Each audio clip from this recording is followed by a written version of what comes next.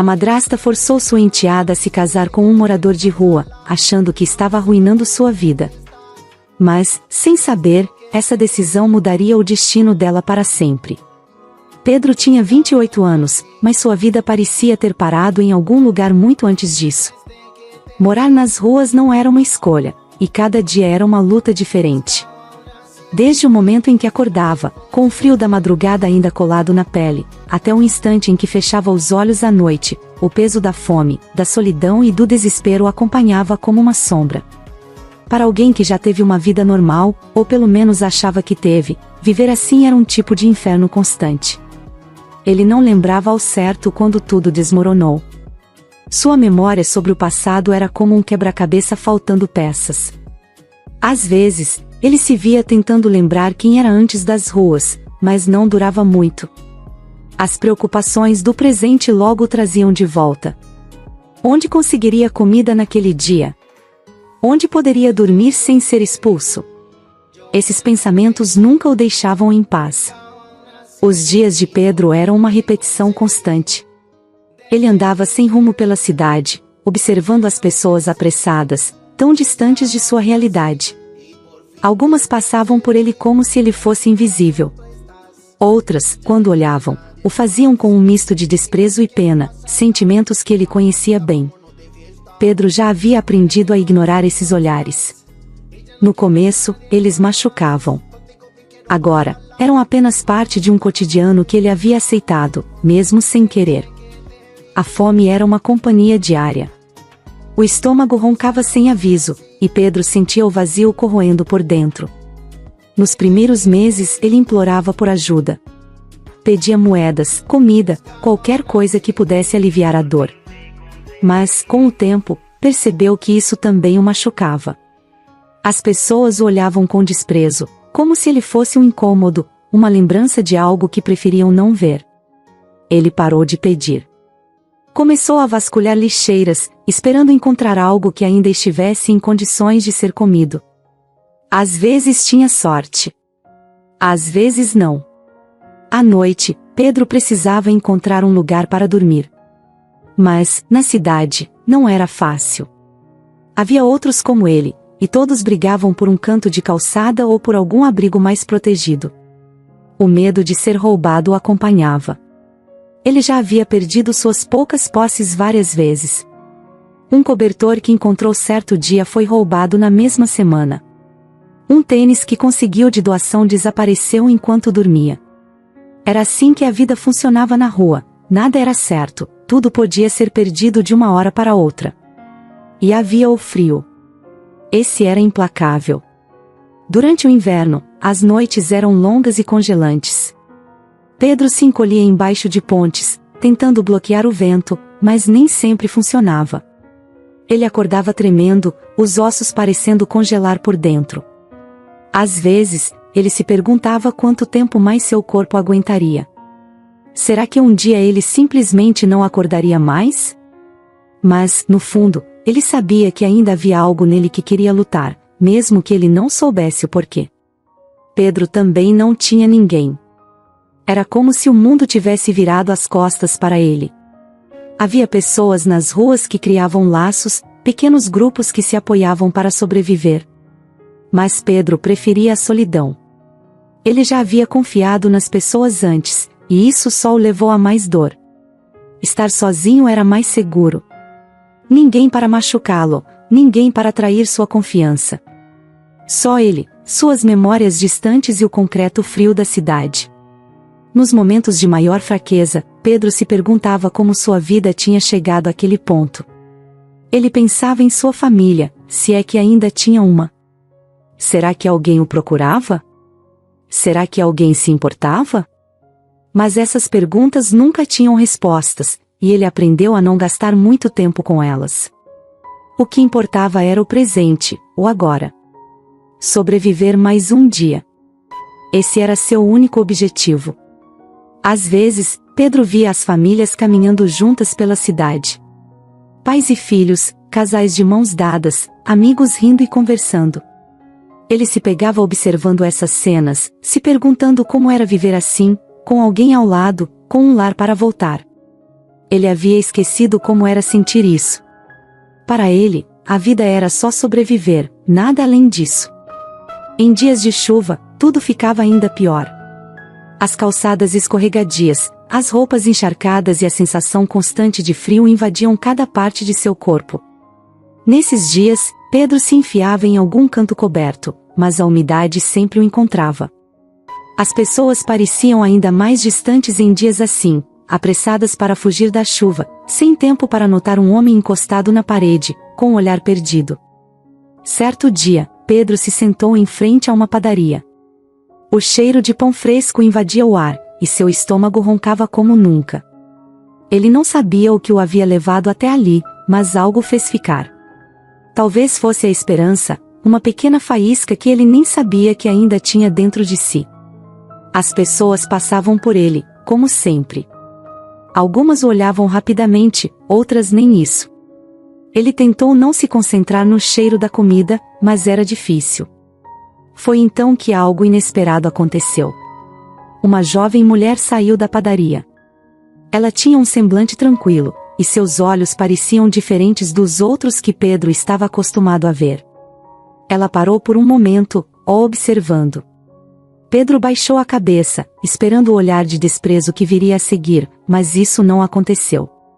Em vez disso, a jovem se aproximou. Ela carregava um saco de papel cheio de pães frescos e doces. Sem dizer nada, ela se ajoelhou ao lado de Pedro e estendeu o saco para ele. Pedro, surpreso, olhou para ela, sem saber o que fazer. Há muito tempo ele não via um gesto assim, tão simples, mas tão poderoso. Seus olhos encheram-se de lágrimas antes mesmo que ele pudesse agradecer. Pode pegar, disse ela, com um sorriso gentil. Não se preocupe, eu comprei para você. Pedro pegou o saco com mãos trêmulas. Sentia-se incrivelmente grato, mas também perdido. Ele não sabia como reagir a tanta bondade. Por um instante, sua vida parou, e ele sentiu algo que há muito tempo não sentia: esperança. Essa foi a primeira vez em muito tempo que Pedro acreditou que talvez as coisas pudessem mudar. Helena era uma mulher de presença forte e olhar frio. Ela controlava tudo e todos ao seu redor. Desde que havia se casado com o pai de Isabel e Beatriz, ela tomou o comando da casa.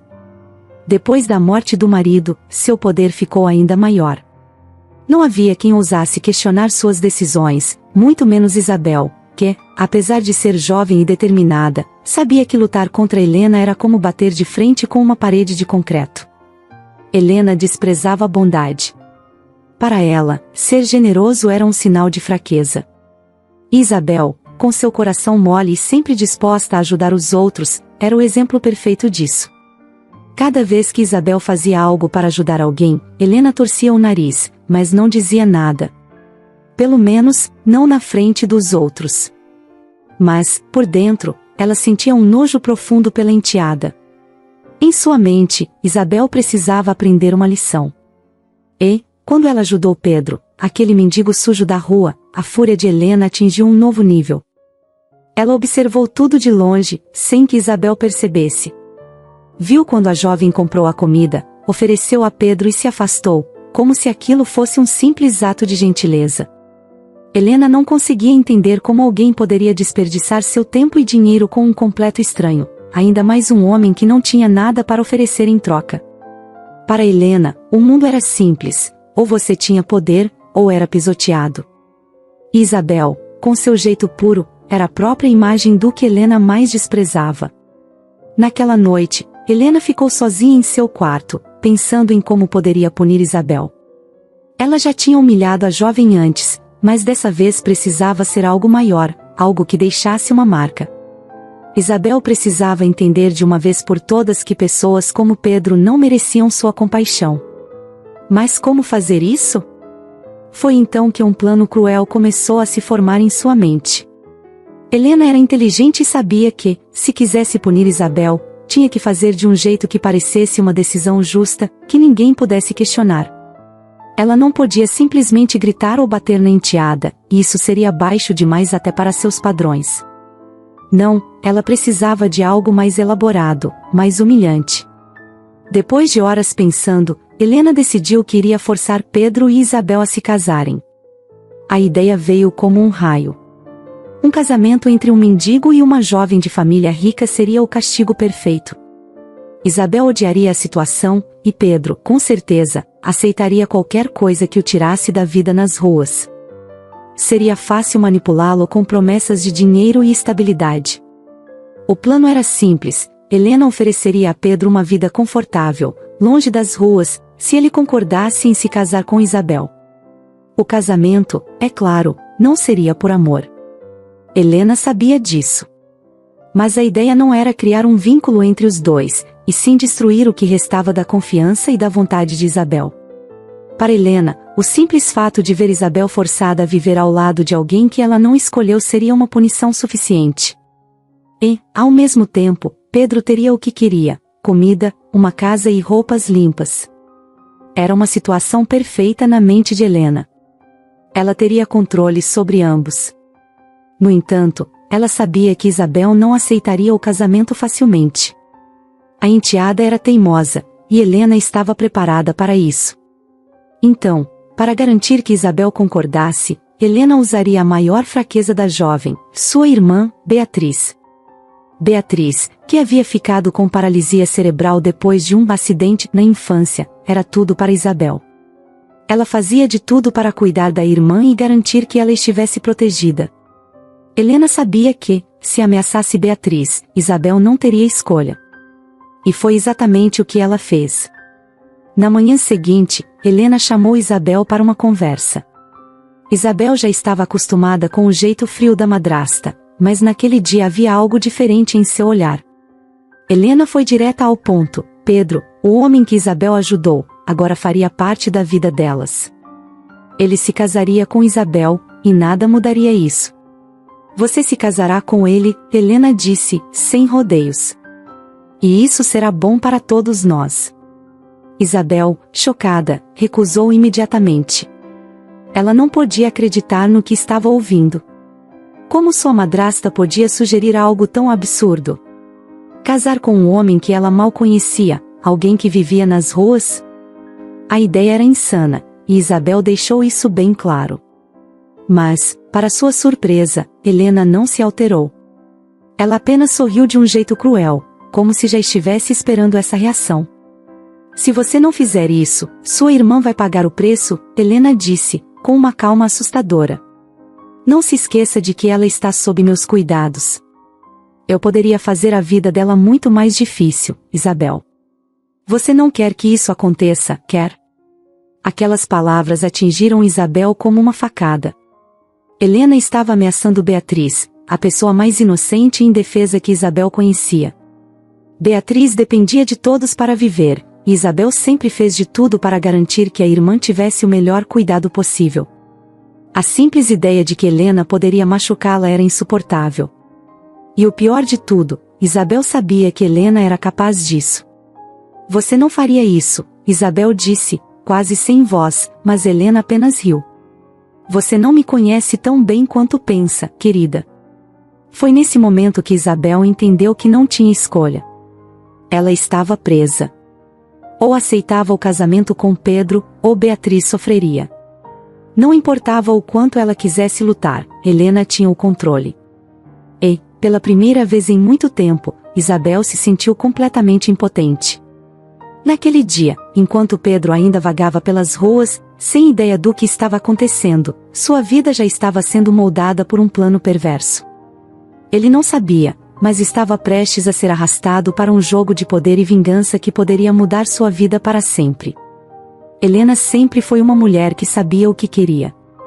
Desde muito jovem, ela aprendeu a manipular situações e pessoas para conseguir o que desejava. Para ela, a vida era um jogo, e o objetivo era simples: poder e controle. Ela não se importava com quem precisaria destruir no caminho. Se tivesse que passar por cima de alguém, que fosse. E foi exatamente o que ela fez para alcançar a posição em que estava. Tudo começou anos atrás, quando Helena conheceu Marcos, o pai de Isabel e Beatriz. Naquela época, ela já era uma mulher ambiciosa e viu em Marcos a oportunidade perfeita. Ele era um homem rico, influente, e tinha o que Helena mais desejava, uma vida de luxo e status. E assim, ela decidiu que o conquistaria. Marcos era viúvo, e suas 2 filhas ainda eram pequenas quando Helena entrou em suas vidas. No início, ela foi atenciosa, carinhosa até. Fingiu ser a figura materna que as meninas tanto precisavam após a perda da mãe. Era um teatro, claro, mas ninguém suspeitava. Marcos, um homem que havia ficado fragilizado pela morte da esposa, se deixou levar pela presença de Helena. Ela era bonita, inteligente e parecia saber exatamente o que dizer para confortá-lo. O casamento aconteceu rápido. Para Helena, foi como ganhar na loteria. Ela agora tinha acesso a tudo o que sempre sonhou, uma mansão, viagens luxuosas e, principalmente, o controle sobre a fortuna de Marcos. Mas havia um detalhe que a incomodava. Embora estivesse casada com Marcos, ela ainda não tinha poder absoluto. Marcos era quem controlava as finanças, quem tomava as decisões. E, pior ainda, ele deixaria tudo para suas filhas quando morresse.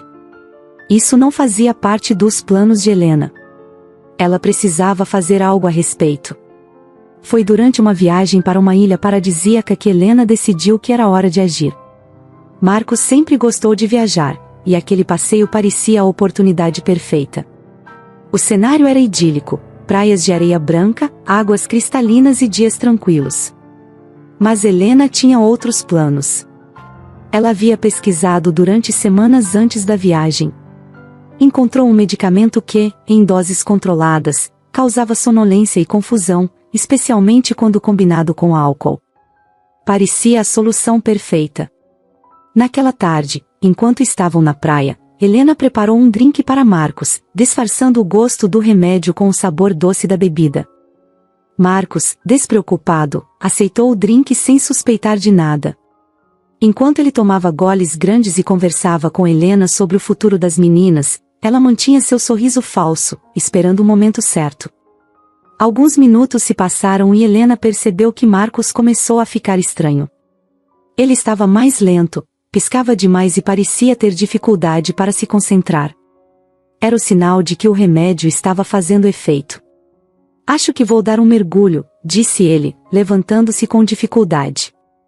Helena apenas acenou com a cabeça, observando cada movimento dele. Marcos entrou na água, nadando devagar. Helena se levantou e o seguiu até a beira do mar, observando-o se afastar.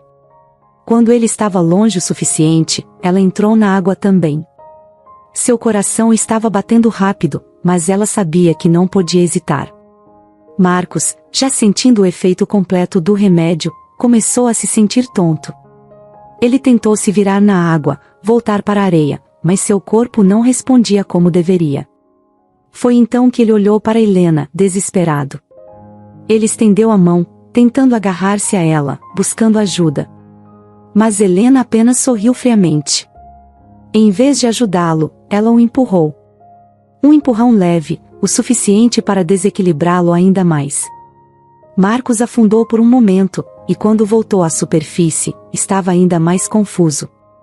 Ele tentou lutar contra a água, mas seus movimentos eram descoordenados. A última coisa que ele viu foi o olhar de Helena, parado, sem qualquer traço de emoção. Horas depois, Helena voltou à casa de praia, fingindo estar em pânico. Ela ligou para as autoridades, dizendo que havia perdido o marido, que ele entrou na água e não voltou. Foram feitas buscas, mas o corpo de Marcos só foi encontrado no dia seguinte, já sem vida. A causa da morte foi registrada como afogamento acidental. Ninguém questionou Helena, que interpretou o papel de viúva enlutada com perfeição. Com Marcos fora do caminho, Helena finalmente tinha o controle que sempre desejou. As filhas dele, Isabel e Beatriz, eram apenas um detalhe incômodo. Beatriz, a mais nova, era uma criança na época, e Isabel, ainda uma adolescente, estava devastada pela perda do pai. Isso facilitou as coisas para Helena, que rapidamente assumiu o comando de tudo. Mas havia um problema. Beatriz, mesmo sendo uma criança, parecia ver além da fachada de Helena. Ela não confiava na madrasta, e isso incomodava Helena profundamente. Beatriz estava sempre por perto, observando, e Helena sabia que, se não fizesse algo, a menina poderia, um dia, colocar em risco tudo o que ela havia conquistado. Foi então que aconteceu o acidente. Beatriz estava brincando na escada da mansão quando, de repente, caiu. Foi uma queda feia, e a menina foi levada às pressas para o hospital. O diagnóstico foi devastador. Beatriz havia sofrido danos cerebrais graves e ficaria paralisada pelo resto da vida. Helena, mais uma vez, conseguiu se safar. Ninguém suspeitou que a queda não foi um acidente. Na verdade, foi Helena quem empurrou a menina, de forma discreta, quando teve a oportunidade. Tudo aconteceu tão rápido que ninguém viu. E, mais uma vez, Helena saiu ilesa. Agora, com Beatriz incapacitada e Isabel emocionalmente fragilizada, Helena tinha o controle absoluto. O tempo passou, e o segredo do acidente de Beatriz permaneceu enterrado. Ninguém nunca questionou Helena, e ela continuou a viver como a matriarca da família, manipulando tudo e todos ao seu redor. Para o mundo, ela era uma viúva dedicada que cuidava das enteadas. Mas, por dentro, Helena sabia que, a qualquer momento, seu passado sombrio poderia voltar para assombrá-la. E, apesar de seu comportamento frio e calculista, essa possibilidade a atormentava todos os dias. O passado de Helena era um labirinto de mentiras e traições. Ela não era apenas uma madrasta fria e calculista, por trás de seu rosto aparentemente inofensivo, escondia segredos que, se revelados, destruiriam toda a reputação que ela havia construído. Helena tinha uma habilidade perigosa, sabia manipular as pessoas ao seu redor com maestria. Esse dom sinistro não começou com Marcos, o pai de Isabel e Beatriz, mas muito antes, com outro homem que não fazia ideia de quem Helena realmente era. Antes de Marcos, houve Roberto Martins, o primeiro marido de Helena. Um homem generoso e bem-sucedido, com uma fortuna substancial e uma posição de prestígio. Quando Helena o conheceu, viu a oportunidade perfeita de garantir o que tanto desejava: dinheiro e poder. Assim como faria mais tarde com Marcos, ela se apresentou como a esposa ideal, atenciosa e charmosa, sempre disposta a apoiar Roberto. Ele, sem suspeitar de nada, entregou-se completamente à relação. Nos primeiros anos de casamento, tudo parecia perfeito. Helena sabia exatamente como ganhar a confiança de Roberto, a ponto de controlá-lo totalmente. Mas, para Helena, conquistar a confiança e o coração de Roberto era apenas o começo. Ela não queria dividir a fortuna que ele possuía, e isso incluía eliminar qualquer ameaça que pudesse surgir no caminho. Roberto tinha um filho, Lúcio, fruto de seu primeiro casamento com sua falecida esposa, um menino doce e amado pelo pai. Para Helena, porém, Lúcio era um problema a ser resolvido, e, com o tempo, começou a criar um abismo entre pai e filho. Ela o afastava discretamente, fazendo Roberto acreditar que o comportamento do menino estava se tornando cada vez mais rebelde e problemático. Assim, Helena consolidava sua posição enquanto enfraquecia a relação entre Roberto e o filho. Porém, afastar Lúcio não era suficiente para os planos ambiciosos de Helena. Ela sabia que, para garantir a fortuna de Roberto, algo mais definitivo precisava acontecer: Roberto precisava ser eliminado, mas de forma que ninguém desconfiasse de seu envolvimento. Foi então que Helena começou a orquestrar um plano meticuloso, forjar um assalto que culminaria na morte de Roberto. Helena esperou o momento certo para colocar seu plano em ação.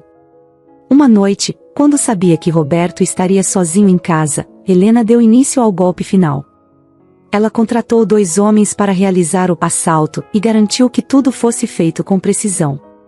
Esses homens não sabiam das verdadeiras intenções de Helena. Para eles, era apenas um roubo normal, e Roberto seria deixado inconsciente para que não oferecesse resistência. Porém, Helena havia dado instruções secretas: Roberto não deveria sobreviver. Na noite do crime, Helena estava em um evento social, criando um álibi perfeito, enquanto os homens invadiam a casa de Roberto. Ele estava em seu escritório, concentrado em alguns documentos, quando ouviu os passos. Antes que pudesse reagir, os assaltantes o cercaram, e o caos se instalou. Roberto tentou lutar, mas foi brutalmente atingido. Em poucos minutos, ele estava no chão, gravemente ferido. Os assaltantes, seguindo as ordens implícitas de Helena, fizeram parecer que Roberto tentou resistir e, em consequência, foi morto. Quando Helena recebeu a notícia do assalto fatal, soube que seu plano havia sido executado com perfeição. Ela chegou à cena do crime em estado de choque aparente, desempenhando com maestria o papel da viúva desolada. As autoridades trataram o caso como um roubo que deu errado, e ninguém sequer suspeitou que a mente por trás do crime era a própria Helena. Com a morte de Roberto, Helena herdou a maior parte de sua fortuna, exatamente como havia planejado. Mas, ainda restava Lúcio, o filho que ela havia afastado do pai. Para garantir que o garoto não representasse uma ameaça no futuro, Helena continuou a manipulá-lo, enviando-o para longe e criando a narrativa de que ele era um jovem problemático que fugiu por conta própria.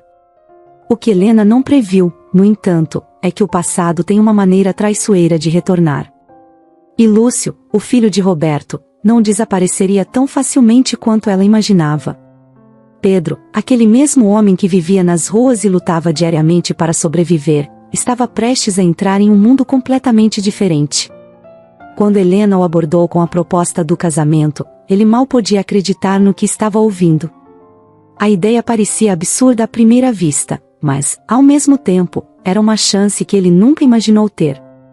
Um casamento com Isabel, uma jovem de uma família rica, e, em troca, ele teria estabilidade, dinheiro e, acima de tudo, uma vida longe das ruas.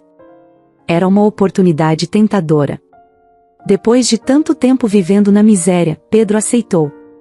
Ele pensou que poderia se ajustar, se reinventar, afinal, ele não tinha nada a perder. No entanto, mal sabia ele que essa mudança seria muito mais complicada do que imaginava. Logo que o acordo foi feito, Pedro deixou a vida nas ruas para trás e foi levado para a imponente mansão de Helena. Ele nunca tinha visto uma casa tão grande ou luxuosa. O tamanho das portas, as paredes decoradas, os móveis caros, era tudo como em um filme, mas ele sabia que aquilo não era um conto de fadas. No fundo, Pedro ainda sentia que não pertencia àquele lugar. A cada passo que dava dentro daquela mansão, ele se sentia um impostor, como se a qualquer momento fosse descoberto e expulso. No início, Pedro não sabia como agir. Ele não estava acostumado com roupas finas, camas macias e refeições prontas a cada hora do dia. Seus instintos ainda o faziam agir como quando estava nas ruas. Ele escondia pedaços de comida no bolso, com medo de que, em algum momento, pudesse faltar.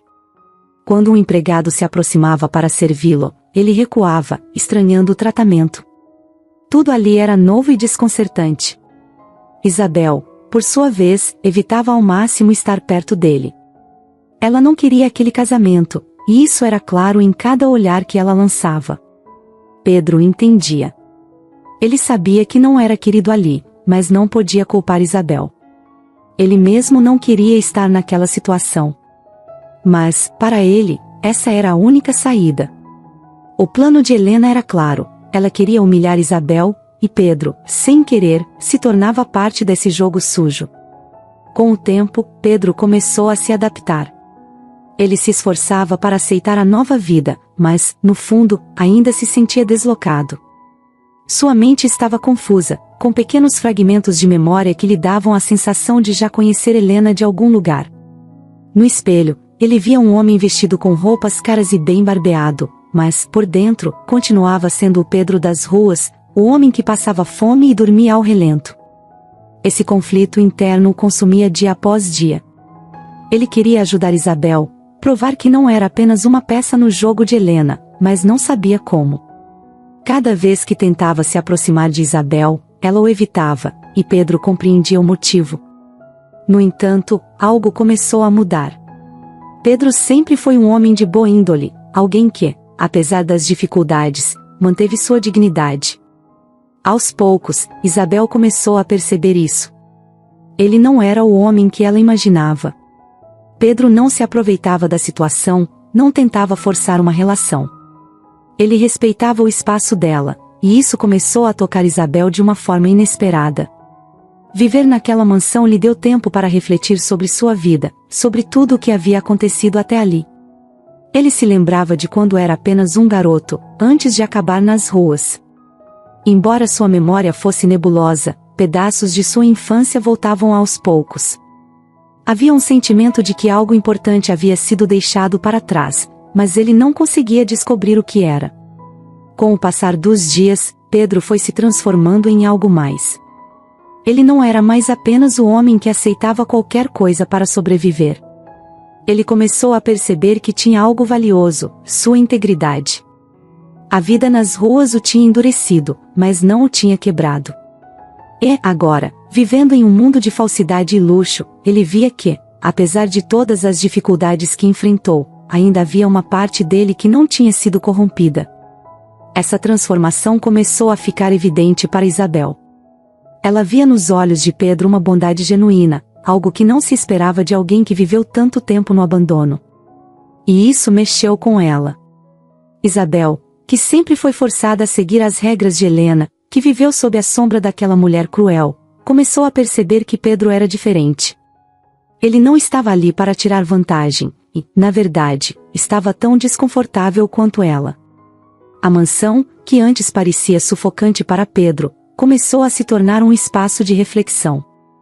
Ele passava horas caminhando pelos corredores, pensando em como sua vida tinha dado essa guinada. Ao mesmo tempo, algo nele estava mudando. Pedro já não era mais o homem que aceitava qualquer coisa para escapar da fome. Ele começou a querer mais, não em termos de luxo ou dinheiro, mas de propósito. Ele queria ser alguém que fizesse a diferença, não apenas para si mesmo, mas para os outros. Um dia, enquanto caminhava pelo jardim da mansão, Pedro viu Isabel sentada sozinha.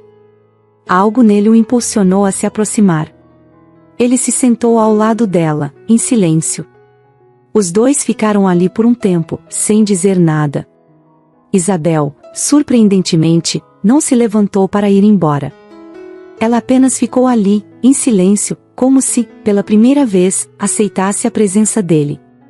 Pedro, sem saber como começar, apenas falou: "Eu não queria estar aqui tanto quanto você, Isabel." Ela o olhou, surpresa com a sinceridade de suas palavras. Pedro não estava tentando convencê-la de nada. Ele estava apenas sendo honesto.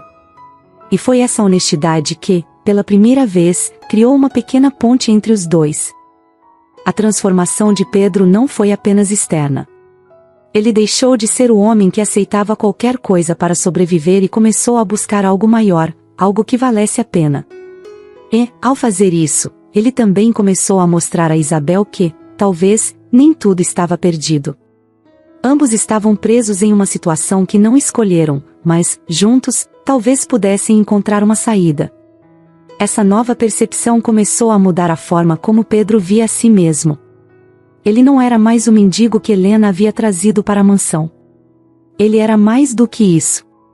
E, aos poucos, ele começou a acreditar que poderia ser alguém melhor.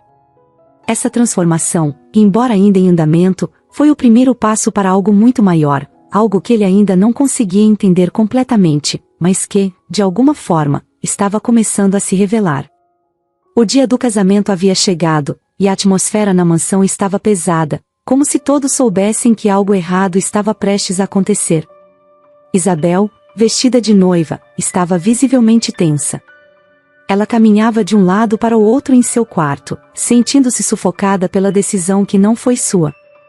A ideia de casar com Pedro, mesmo que ele tivesse se mostrado uma pessoa decente, ainda a atormentava. Aquilo tudo era uma imposição cruel de Helena, e Isabel odiava estar em uma situação da qual não podia escapar. Pedro, por sua vez, estava no salão principal, esperando o momento de se juntar a Isabel no altar improvisado que Helena havia mandado montar no jardim da mansão. Ele usava um terno elegante, algo que ainda lhe parecia estranho. Desde que havia deixado as ruas, Pedro havia se transformado completamente por fora, mas seu interior ainda carregava muitas marcas do passado. Naquele momento, uma mistura de sentimentos o dominava: nervosismo, insegurança, e um pressentimento de que aquele dia não seria apenas sobre o casamento. O plano de Helena era claro: casar Pedro e Isabel seria a maior humilhação para sua enteada. Seria uma forma de mostrar que Isabel, com toda a sua bondade, havia acabado ao lado de alguém que Helena considerava inferior, uma pessoa que veio das ruas.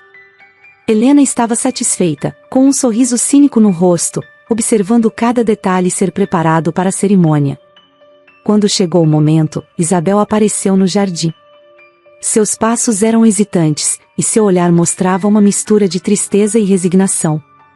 Ela sabia que não podia escapar daquilo sem colocar sua irmã, Beatriz, em risco. E Pedro, ao vê-la caminhando em sua direção, também sentia o peso daquele momento. Ele sabia que Isabel não o amava, que aquele casamento não era o que ela queria, mas havia algo em seu interior que o fez decidir que era hora de acabar com tudo. As palavras do celebrante ecoavam no jardim, mas Pedro mal conseguia prestar atenção. Ele estava lutando contra um turbilhão de emoções, algo que vinha crescendo dentro dele há dias. A cada segundo que passava, ele sentia que não podia mais continuar com aquela farsa.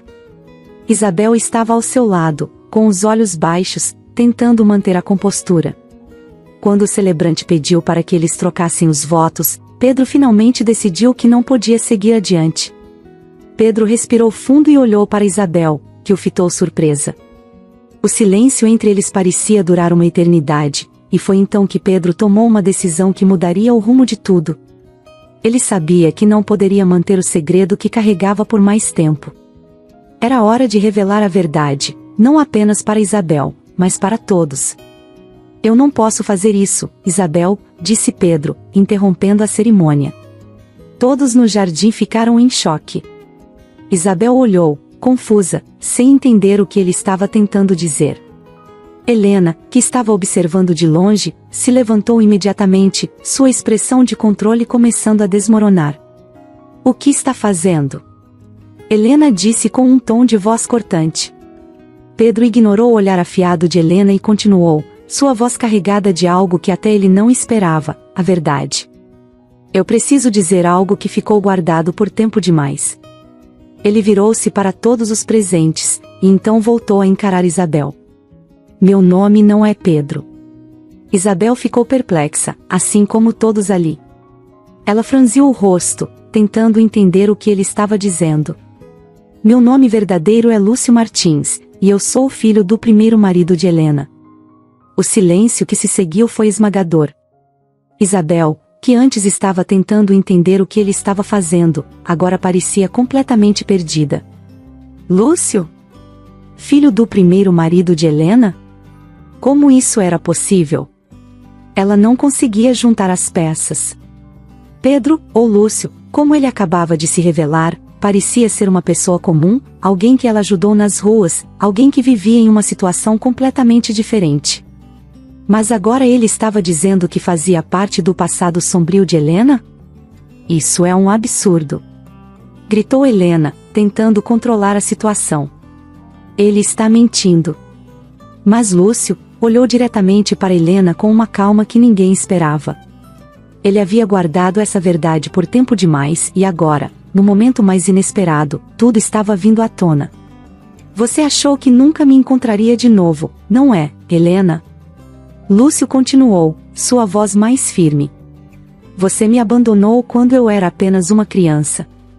Queria se livrar de mim para ficar com a fortuna do meu pai, Roberto Martins. Você afastou meu pai de mim, o manipulou, e depois que conseguiu o que queria, me deixou nas ruas, sozinho. Isabel estava em choque. Ela nunca tinha ouvido falar desse passado de Helena. Nunca soube que Helena havia se casado antes de seu pai com outro homem, e muito menos que havia um filho envolvido. Lúcio, ou Pedro, como ela o conhecia, estava ali, revelando toda essa trama sórdida na frente de todos. Helena, que antes parecia inabalável, agora estava visivelmente nervosa. Ela tentou manter o controle, mas as palavras de Lúcio estavam desmoronando tudo o que ela havia construído. O passado que ela tanto tentou esconder estava sendo revelado em público, e não havia como escapar.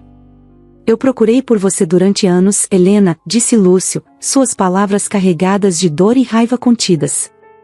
Mas você se escondeu, se casou com outro homem, e continuou sua vida como se nada tivesse acontecido. Você destruiu minha família, destruiu minha vida, e agora está tentando fazer o mesmo com Isabel. A expressão de Helena mudou de controle para pânico. Ela sabia que, se essa revelação se espalhasse, tudo o que ela havia construído estaria em perigo. As mentiras, os crimes, tudo estava prestes a ser desvendado. Isso não pode ser verdade, Isabel murmurou, ainda processando a avalanche de informações. Lúcio se virou para ela, com um olhar sério e sincero. É verdade, Isabel. Eu cresci acreditando que estava sozinho no mundo. Mas agora eu sei que não. Eu sou o filho de Roberto Martins, o homem que Helena manipulou e matou. E eu sou a prova viva de que o passado dela está cheio de mentiras. Nesse momento, o silêncio no jardim se tornou insuportável. Ninguém sabia o que dizer e Helena, por fim, recuou. Seus segredos mais obscuros estavam expostos, e o controle que ela sempre teve sobre todos estava se desintegrando diante de seus olhos. Lúcio, agora completamente revelado, ficou em pé ao lado de Isabel, não mais como um mendigo que ela ajudou, mas como alguém que, assim como ela, foi vítima dos planos cruéis de Helena. E a verdade, finalmente, estava sendo contada. Helena estava completamente fora de controle. A revelação de Lúcio, quem ela pensava ter apagado de sua vida para sempre, havia destruído tudo. O que antes parecia um jogo onde ela tinha o controle absoluto, agora se tornava uma espiral caótica. Ela sentia o chão desmoronar sob seus pés enquanto olhares de espanto e desprezo a cercavam. As palavras de Lúcio ecoavam como facas cortando sua autoridade. Ela não conseguia mais esconder o pânico. Helena, sempre tão cuidadosa em manter sua fachada, agora estava sendo exposta de forma brutal e pública. O segredo de seu passado sombrio não apenas veio à tona, mas foi revelado diante de todos aqueles que a respeitavam, ou pelo menos a temiam. Não havia mais máscaras para colocar. Lúcio, o garoto que ela abandonou e tentou apagar, estava ali, em pé, enfrentando-a. Ele sabia de tudo, e agora todos também sabiam. Naquele momento, Helena tentou desesperadamente manter sua pose. Ela era mestre em manipular, em dar um jeito de virar a situação a seu favor, mas dessa vez parecia impossível. Suas mãos tremiam enquanto tentava encontrar palavras para desacreditar Lúcio, para reverter a situação. Mas os olhos de todos estavam sobre ela, e não havia mais desculpas que pudessem esconder a verdade. Tudo isso são mentiras. Ela gritou, sua voz esganiçada de desespero. Ele não tem provas. Ele está tentando me destruir. Mas ninguém acreditava mais em Helena. Seu comportamento, tão calmo e controlado, agora se desfazia diante de todos. O pânico em seus olhos era evidente, e cada palavra que ela dizia soava mais como uma tentativa desesperada de segurar o poder que escorria por entre seus dedos. Até Isabel, que havia crescido sob o domínio daquela mulher, a olhava com uma expressão de total incredulidade e nojo. Foi então que, em um momento de pura loucura, Helena fez algo que ninguém esperava.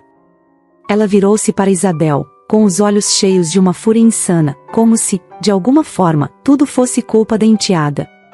Tudo isso é por sua causa. Ela gritou, apontando o dedo para Isabel, seus olhos quase saltando das órbitas. Você sempre foi um fardo. Desde o momento em que entrei nesta família, você e sua irmã, vocês arruinaram tudo. O jardim ficou em silêncio absoluto. A confissão inesperada de Helena sobre seus verdadeiros sentimentos para com Isabel e Beatriz fez o ar parecer pesado. Era como se, naquele instante, ela tivesse deixado cair todas as máscaras, mostrando quem ela realmente era, uma mulher amargurada, cheia de rancor e disposta a destruir qualquer um que ficasse em seu caminho. Mas não foi só isso. Completamente tomada pelo desespero, Helena foi além. Com os olhos injetados de raiva, ela soltou as palavras que destruiriam qualquer vestígio de compaixão que alguém pudesse ter por ela. Eu empurrei Beatriz da escada. Gritou, com um tom quase histérico. Aquela garotinha tola, eu a empurrei. E faria de novo se pudesse. Ela nunca deveria ter ficado no meu caminho, assim como seu pai. O choque no rosto de Isabel foi indescritível. A verdade que ela temia por tanto tempo, aquela sensação de que algo terrível havia acontecido com sua irmã, finalmente se confirmou. Helena, a mulher que fingia cuidar da família, havia empurrado Beatriz e arruinado a vida da menina. Isabel ficou paralisada, seu coração se partindo em 1000 pedaços enquanto processava a confissão brutal. Mas Helena não parou por aí. Sua mente já não estava mais no controle. Ela começou a andar de um lado para o outro, como uma fera enjaulada, com palavras incoerentes saindo de sua boca. Falava sobre Marcos, sobre como o manipulou, sobre como tudo era sempre tão fácil para ela até aquele momento. Sua queda era inevitável, mas Helena ainda tentava lutar, agarrando-se ao poder como uma pessoa se agarra a um galho frágil durante uma tempestade. A confissão sobre Beatriz foi a gota d'água. Todos que estavam ali sabiam que não havia mais volta para Helena. Ela havia se condenado com as próprias palavras. Lúcio, que até então se mantinha firme, olhou para ela com desprezo, sem acreditar que aquela mulher, que um dia foi sua madrasta, fosse capaz de tanto. Ele queria justiça, e agora sabia que ela viria. A polícia foi chamada imediatamente. Helena, percebendo que sua prisão era inevitável, tentou fugir. Ela correu para dentro da mansão, suas mãos tremendo ao pegar as chaves do carro. Sua mente estava em frangalhos, e tudo o que ela conseguia pensar era em escapar dali. Ela sabia que, se fosse presa, sua vida acabaria. Toda a fortuna, todo o status que ela havia acumulado ao longo dos anos, não significariam nada atrás das grades. Ela entrou no carro e acelerou, sem rumo. A estrada à sua frente era apenas um borrão. Ela já não pensava com clareza, sua mente tomada por raiva e medo. O som da sirene da polícia parecia distante, mas ela sabia que estava sendo perseguida. O que ela não sabia, ou se recusava a admitir, era que sua queda já havia começado muito antes daquele momento. Agora, era apenas o desfecho inevitável. Em alta velocidade, Helena perdeu o controle do carro em uma curva perigosa. O veículo derrapou, saiu da estrada e colidiu violentamente com um caminhão que vinha na direção oposta. O som do impacto foi ensurdecedor, e em questão de segundos, o carro começou a pegar fogo. As chamas se espalharam rapidamente, iluminando a noite com uma luz sinistra. Helena não teve chance de sair. Presa entre os destroços, ela morreu ali, em meio ao fogo, uma morte rápida e brutal, mas que parecia o final adequado para alguém que passou a vida inteira causando dor e destruição. Enquanto isso, na mansão que por tanto tempo foi controlada por Helena, o clima era completamente diferente. O som do telefone interrompeu o silêncio tenso da sala, onde Isabel e Lúcio, ainda abalados pelos acontecimentos recentes, aguardavam notícias. Quando o detetive anunciou a morte de Helena, não houve gritos, nem choro. Apenas um silêncio pesado, quase aliviado, tomou conta do ambiente. Isabel olhou para Lúcio, e ele a olhou de volta. Não havia como negar, a morte de Helena significava o fim de uma era de sofrimento. Mas também, de alguma forma, aquilo não era uma celebração. Isabel ainda estava processando tudo o que havia descoberto sobre a mulher que, por tanto tempo, chamou de madrasta. A morte do pai, o acidente de Beatriz, as chantagens. O que Helena havia feito era imperdoável, e, no entanto, Isabel não se sentia feliz com o fim trágico dela. Era apenas uma sensação de vazio. A partir daquele momento, tanto Isabel quanto Lúcio sabiam que suas vidas seriam diferentes. Eles estavam livres. Livres da manipulação, do medo constante, das ameaças. E com essa liberdade, veio a responsabilidade de recomeçar. Mas recomeçar como? O que fazer a partir de agora, depois de tanto caos? Isabel sempre foi uma mulher de coração bom, e apesar de tudo o que passou, não deixou a maldade de Helena corrompê-la. Ela olhou para Lúcio, que estava perdido em seus próprios pensamentos. Ele havia sido uma vítima das circunstâncias tanto quanto ela, vagando pelas ruas sem saber de sua verdadeira origem, sem entender por que foi abandonado. Mas agora, ele sabia a verdade. Ele era o herdeiro de uma fortuna, de um legado que Helena tentou destruir. O que fazemos agora? Isabel perguntou, a voz suave, mas cheia de incertezas. Lúcio sorriu de forma quase tímida. Ele ainda não havia se acostumado com a ideia de ser alguém importante, de ter controle sobre algo, depois de tanto tempo vivendo nas ruas.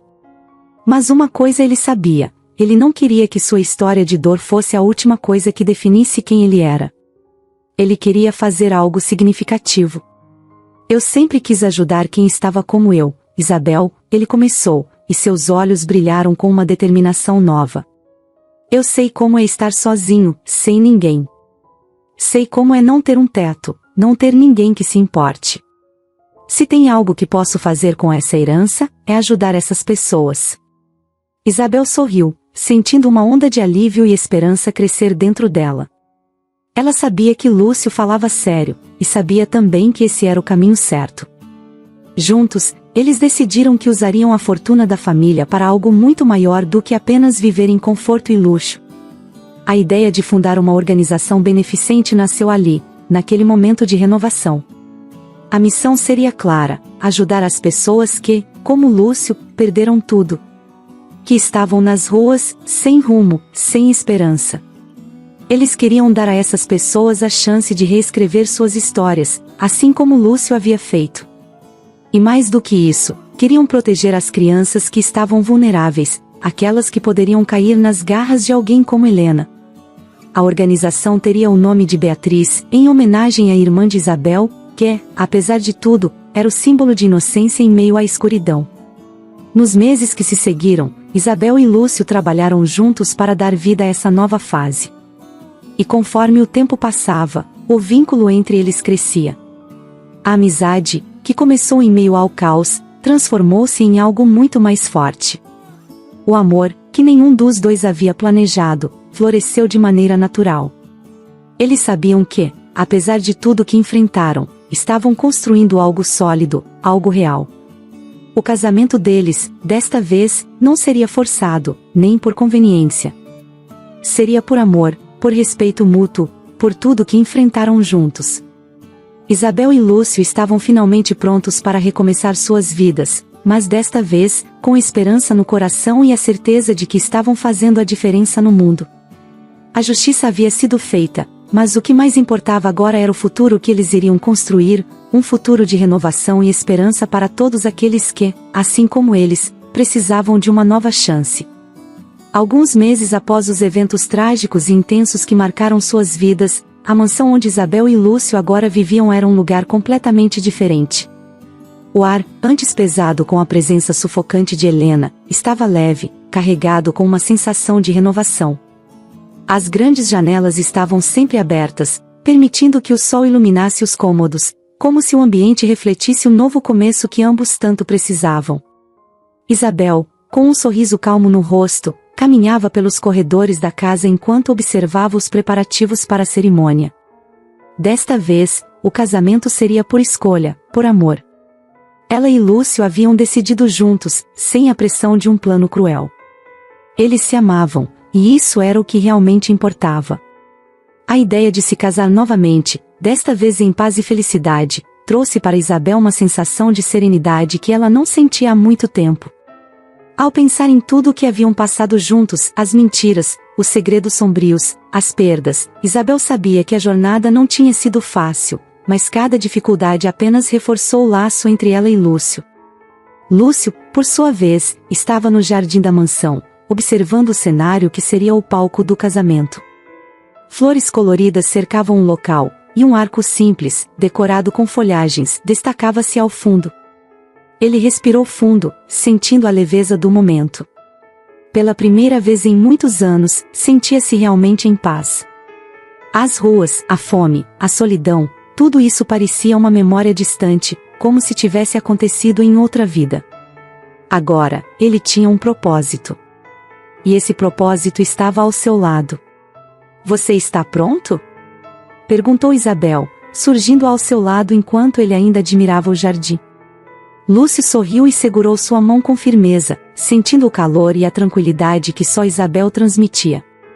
"Acho que sim", respondeu ele, com um tom brincalhão. O casamento foi simples, mas cheio de significado. Amigos próximos e pessoas tocadas pela história de Isabel e Lúcio estavam presentes. Não havia ostentação, apenas amor e gratidão por aquele momento. Ao contrário da primeira cerimônia, em que tudo parecia uma farsa, agora havia autenticidade em cada gesto, em cada palavra. Quando Isabel e Lúcio trocaram seus votos, havia emoção sincera nos olhos de ambos. Prometeram ser parceiros em tudo, não apenas na vida pessoal, mas também na missão de ajudar os outros. O compromisso deles ia além do casamento. Eles queriam ajudar pessoas em situação de rua, crianças órfãs e famílias carentes. Após a cerimônia, a celebração foi discreta, com música suave, risos e conversas tranquilas. Isabel e Lúcio, agora marido e mulher, caminharam de mãos dadas pelo jardim, aproveitando o momento. Não havia mais pressa, nem pressão. Só o presente, que finalmente era deles para viver. Os meses seguintes trouxeram muitas mudanças.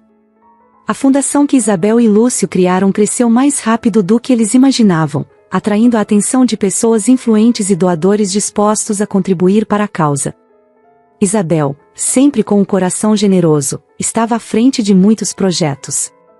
Ela fazia questão de visitar abrigos, conversar com as famílias que recebiam ajuda e garantir que os recursos da fundação estavam sendo bem utilizados. Lúcio, por outro lado, cuidava da parte administrativa, mas nunca se distanciava das pessoas que eram beneficiadas. Ele sabia o que era estar do outro lado e entendia como as circunstâncias podem destruir a dignidade de alguém. Por isso, fazia questão de conhecer cada pessoa que ingressava nos programas de auxílio da fundação. Com o tempo, a fundação não apenas ajudou pessoas em situação de rua a encontrar um lar, mas também ofereceu oportunidades de emprego, educação e cuidados médicos. Isabel e Lúcio construíram algo muito maior do que um simples abrigo. Criaram uma rede de apoio, um lugar onde aqueles que perderam tudo poderiam recomeçar, assim como eles mesmos fizeram. O vínculo entre Isabel e Lúcio também crescia a cada dia. As dificuldades que enfrentaram juntos foram a base de um amor profundo e verdadeiro. Tornaram-se inseparáveis, e o respeito e a admiração que sentiam um pelo outro só aumentavam. Certo dia, Isabel descobriu que estava grávida. A notícia foi recebida com muita emoção, e, ao contar para Lúcio, o sorriso que ele deu foi um dos mais genuínos que ela já tinha visto. Um filho representava ainda mais esperança para o futuro. Eles não apenas estavam reconstruindo suas vidas, mas também criando uma nova, cheia de possibilidades. Os meses de gravidez foram tranquilos. Isabel, cercada pelo carinho de Lúcio e pela paz que agora reinava em suas vidas, sentia-se feliz e realizada. Quando o bebê nasceu, uma menina, a quem deram o nome de Laura, o sentimento de renovação e de um novo ciclo estava completo. Laura trouxe luz para a vida de Isabel e Lúcio, como um símbolo de tudo que eles haviam superado e de tudo que ainda poderiam conquistar. Ao segurar sua filha nos braços pela primeira vez, Isabel soube que, apesar de tudo o que passaram, a vida havia encontrado uma maneira de recompensá-los com uma felicidade que eles nunca imaginaram ser possível. Isabel e Lúcio também continuaram a cuidar de Beatriz, que para eles era sinônimo de fé e esperança. Eles faziam de tudo para que seus dias fossem repletos de felicidade. O futuro era promissor. Com uma família agora completa e o trabalho da Fundação transformando vidas, eles estavam prontos para viver plenamente o que a vida ainda reservava para eles. O passado, com todas as suas tragédias, ficou para trás. O presente era uma celebração de amor, compaixão e esperança. E assim, Isabel, Lúcio, Beatriz e a pequena Laura viveram em paz, sabendo que, juntos, haviam transformado suas dores em algo maior e mais belo do que poderiam imaginar.